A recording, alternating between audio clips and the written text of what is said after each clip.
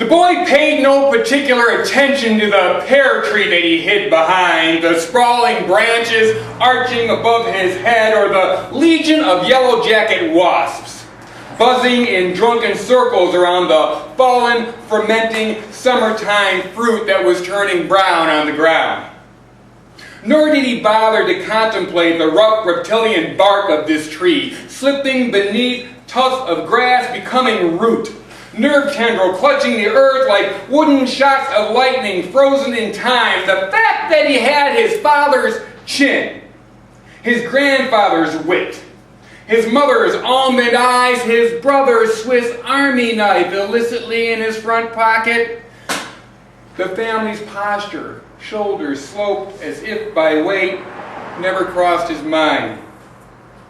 The boy did not notice that curl of dust kicked from behind the automobile, headed to the horizon, the driver in a yellow sundress, determined to escape and never come back this time. Or the whistle of the gopher, startled by that car's passing, a full moon cut from translucent tissue, still visible in the daytime sky, went equally ignored. The flash of slick-tanned skin, a black-haired neighbor girl, skinny dipping, had become the entire universe to him.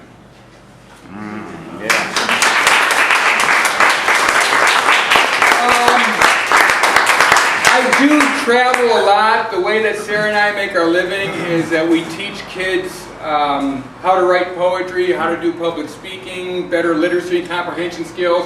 We try to con teachers into using poetry as tools in their classroom rather than this esoteric kind of thing that you only do in April or when all the tests are done. And we travel around all over the world doing this kind of stuff. So I spend a lot of time in airports. And next week I'll be headed to Chicago for the International Reading Association. And so I'll probably be in O'Hare Airport, and this poem is titled O'Hare. A couple of coins next to a cherry-scented paradichlorobenzene disinfectant block atop a plastic screen in an O'Hare Airport urinal does not a wishing well make. Luck and betrayals are cousins. Mercifully, eventually, doses of either will run out.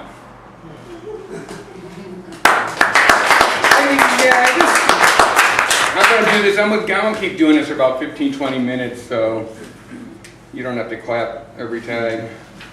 I don't know if we can restrain ourselves. Who knows what a tanka is?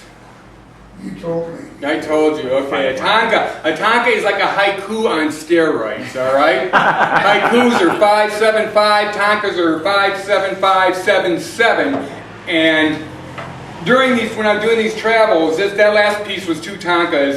This next one is also 2 tankas, and this one is was experienced with the Smiths back there. We rented a car. I went and visited them when they were in Croatia, and we drove to Zagreb from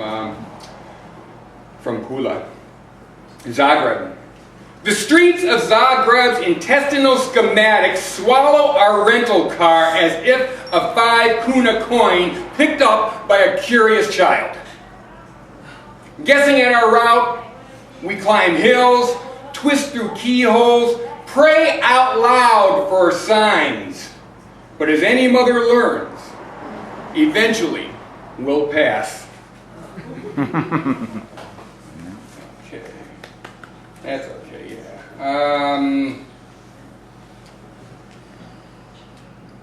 want to do one here about people who are here. I'm going to do all poems about people here or people who we wish were here.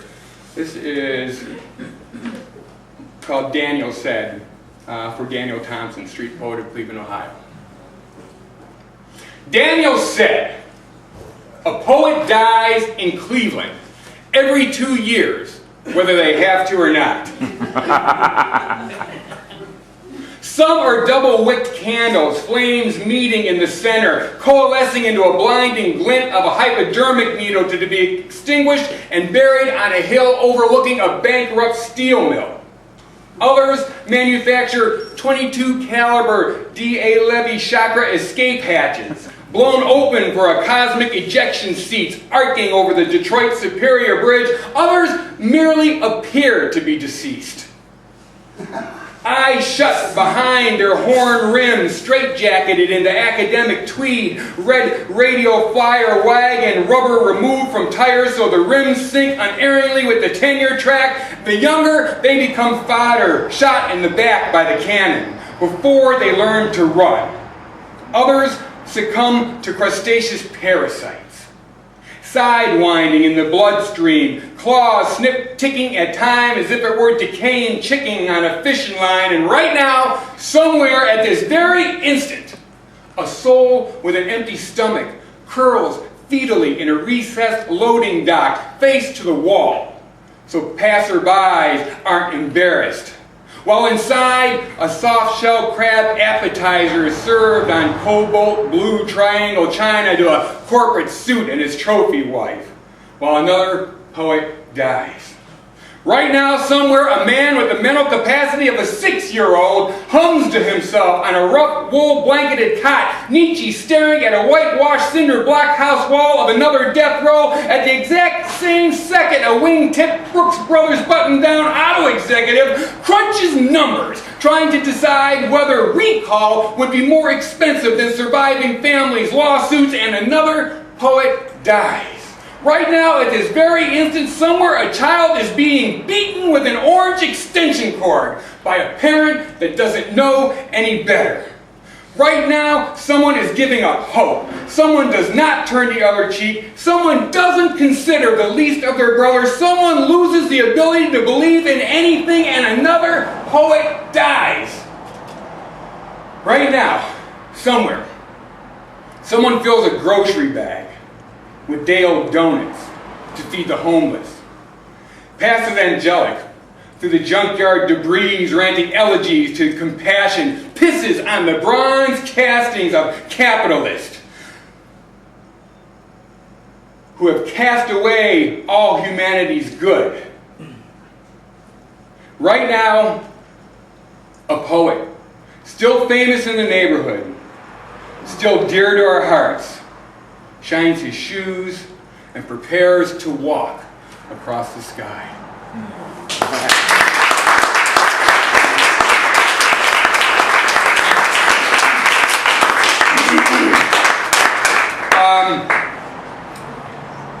I get my ideas everywhere. I steal a lot from my kids. I write about my kids. I write about what I see. Here's, let's see, where'd it go? I have a piece of, oh, there it is. It's a newer one. As our gracious host and hostess was telling you, I travel quite a bit, and I was just recently in Korea. And it usually takes me a year to write about where I've been, but I saw something here that was like really cool, so I decided I was going to write about this. Two things happened while I was in Korea. One thing, I tried this snack that was called bondaeji, which is boiled silkworm larvae that they just boil in pots out on the street. And I'm willing to try. I'll eat anything anywhere when I go places. I figure, you know, people have been eating stuff for thousands of years. It's not going to kill me. And then in the city of Seoul, the taxi drivers have their licenses on their dashboard right above, you know, like a lot of metropolitan areas have that. But they never change their pictures. So it's pretty interesting. I mean, you got picture of this 18-year-old kid and Methuselah is driving the cab. A boiled silkworm's larva's flavor is not as bad as its aroma. No, it offends the palate in an entirely different, almost subtle way. It's earthen, agrarian, like dirt. It tastes as garden soil smells at season's end. When you take that thick-tined pitchfork, turning spent stalks, wilted leaves, and fallen fruit beneath those exhausted rows with the hope of nourishing the plot for next season's seeds. The city of Seoul's taxi drivers refuse tips. They become offended, even if keeping the change amounts to less than 88 cents. The City of Seoul's taxi drivers display their licenses permanently affixed to the right side of the dashboard directly in front of the passenger seat. Their photographs, stoically staring at their fare, are never updated. Fresh and full of promise is a high school yearbook photo.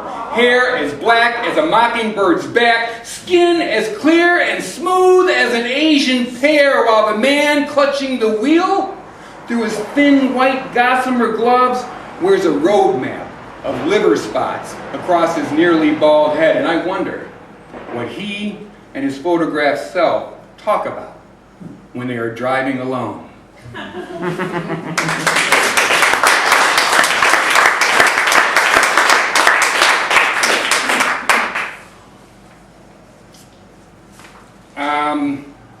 I quit smoking to stay alive a couple years ago. Hooray for me! Thank you. Yeah. But the way I quit smoking is I started exercising again, and I started biking, and I spent a lot of money on cigarettes, and I'm trying to spend the same amount on bicycles now as I'm going, just to keep things even. I don't want to fuck up the universe, you know. And I've gotten to the point where I can watch like the Tour de France and really get into it for like, you know, like an hour and 15 minutes of just Peloton riding by and just watching it, you know, and nothing happens to the last 3 seconds. I can watch the whole thing and be excited. And there's a certain rider called a domestique, and that's what this poem is about. It's about those riders. I'm not going to go into any more inside baseball, but I was really pissed last year for George Hincapie got screwed over. The domestique. Muscle fatigue is instigated, according to the latest scientific hypotheses, by tiny leaks of calcium on a cellular level, stimulating enzymes to assault muscle fibers, endeavoring to shut down whatever business is afoot. But you already knew this. It is your nature to ignore this chemistry. Legs pumping with the precision of locomotive pistons, transferring energy to chain, sprocket, and wheels, cutting through space inside its salmon-like forward, but every fiber below your neck screams for you to stop. Calves, sinews braided into knots, thighs threatening to split as if it were over-baked bread. The Peloton follows in your wake, a brightly colored migration of spandex butterflies, and you come out of your saddle to dance on your pedals as if Bix Beiderbecke were blowing a solo in your skull, and then it comes. Your world is squeezed through a pinhole, and there is nothing but the sound of wheels spinning, the hum of ceramic ball bearings, your heartbeat muffled in your ears, your body separates from your mind, and for an instant you are just a projectile headed toward the finish line. And then it explodes. Shouts from the crowds first, followed by all-encompassing pain. Your will cannot maintain the pace. The universe has thrown a net over you like Moses pointing to Cain, and you signal with your elbow to that sprinter who's been riding your wheel for 126 kilometers, basking in your slipstream like a dandelion seed behind a semi-truck, and he slingshots by, and he stands on the podium to be kissed on both cheeks twice by really cute French women, while you look forward to Epsom salts and another whirlpool.